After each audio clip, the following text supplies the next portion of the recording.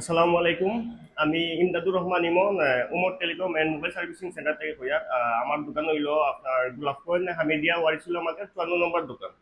তো আমার মনে হোক আমি নোয়াইছি মনে হোক জাগাত আসলাম, জাগাতে ইয়া মনে হোক অস্থায়ীভাবে আমি বিভিন্ন দোকানে আসছিলাম।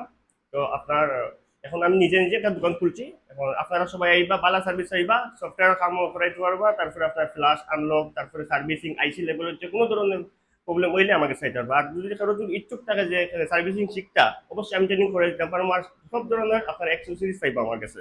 আর সেকেন্ড হ্যান্ড মোবাইল পাইবা, নতুন মোবাইল পাইবা আমার কাছে।